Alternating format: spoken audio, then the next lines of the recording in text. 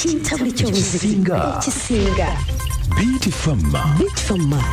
Chenda mukaga katonyeze 3 Kampala ne chenda mu katonyeze 0 Masaka Amawulire gakusomera John Mark Segawa gakakutusibwako White Star Magic Detergent sabuni wobunga tukuza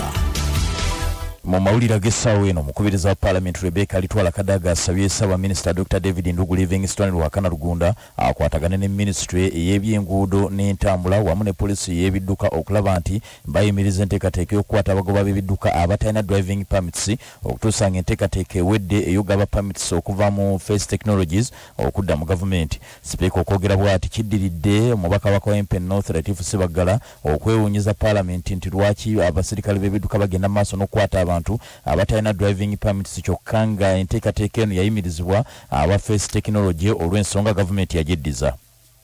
Ebyo nga biri bityo Speaker Parliament era alagidde kalaani waayo Jane Kibirige okwangulwako okuwandiikira ababaka 16 abayanja amabago ng'abantu bakakase nti bakyagenda mu maaso n'okweyongerayo n'amabaga ago. Parliament erina amabaga 20 agaleetebwa abakiise mu nkola eya ssekinoomu wabula okuva lwe baagaleeta tebagalondoola kaakati bayitiddwa kubanga baali baasaba baweebwe obudde okugenda bategeke amabago gaabwe naye okuva olwo gwe gwenku gwe gw'amazzi. Bannachewa bongedde okuwanjagira gavumenti eyongera amaanyi mu kuziiza ebikola by'okuwamba abantu n'okubakuumiranga mu bifo ebitamanyiddwa nga n'abantu baabwe tebabamanyiiko mayitire. Ssenkulu w'ekitongole ki Innovation for Democratic Engagement and Actions Job Kijja agambye nti amagye okuwamba abantu mu mmotoka ezaakazibwako erya drone kikyamu kubanga omuntu okukwatibwa okunoonyereza kwandisoosenga kuggwa. Kitongole ki Human Rights Network for Journalists ekirwanirira eddembe ly'abamawulire kisazeewo okugenda mu mbuga z'amateeka kiwawabira abasirikale ba poliisi ssekinoomu ababadde ku mwanjo mu kulinnyirira eddembe ly'abamawulire. Kino kiddiridde embeera eyabaddewo olunaku lw'eggulo poliisi byakubye abamawulire ng'ekuba ababbi ababadde bakwata amawulire aga Robert Kyagulanyi eyabadde awaayo eri ekibiina kya Mwanga Amagatte okwemulugunya kwe nga mwe bagenda okusooka okuwawaabira ye Ssaabaduumizi wa poliisi John Martin Okoth-Ochola.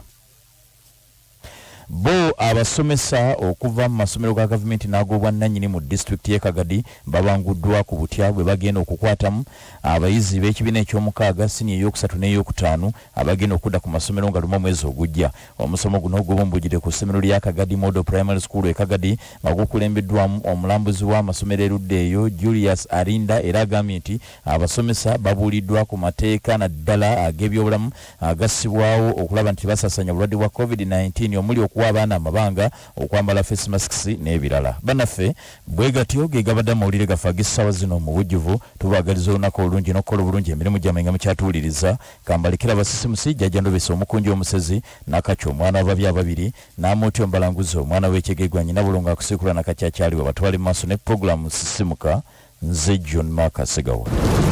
Entebereza y'obudde musisimuka.